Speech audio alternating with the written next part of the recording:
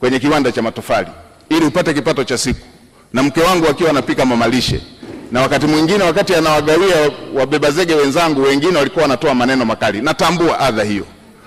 Niwahakikishie Watanzania hasa wa mazingira ya chini watasikilizwa kwenye kila ofisi ya umma.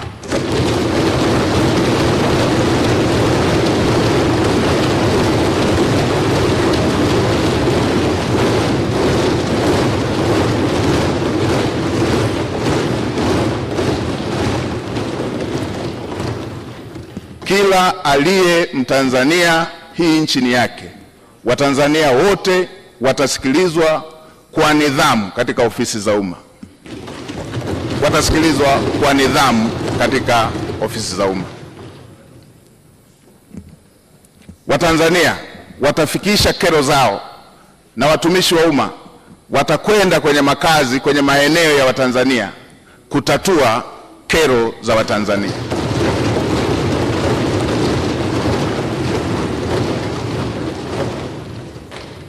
Ukiondoa miaka 32 hiyo niliyoielezea, miaka takriban 18 maisha yangu yamekuwa yamezungukwa na wahitaji kuliko walioridhika, nikiwa na watoto takriban 100 nao kaa nao na bweni la wanawake na wanaume, wasichana na wavulana hapa. Natambua mahitaji na uhitaji wa Watanzania, naitambua.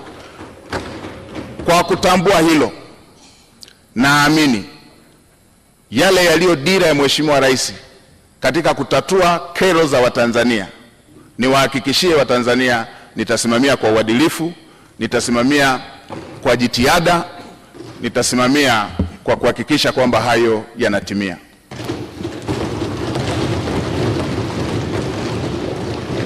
Kwa kuzingatia kazi kubwa hiyo iliyoko mbele yetu niliyoisema, kwa kuzingatia kazi kubwa iliyoko mbele yetu niliyoisema, watumishi wa umma na Watanzania sote tuwe tayari. Lazima tuende kwa gia ya kupandia mlima.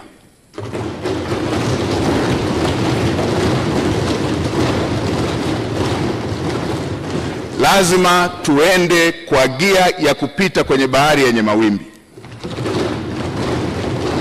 Lazima tuende kwa gia ya kupita kwenye anga lenye mawingu. Lazima chombo kifike salama na watu wake wakiwa salama. Kwa watumishi wa umma wavivu, wazembe, wala rushwa,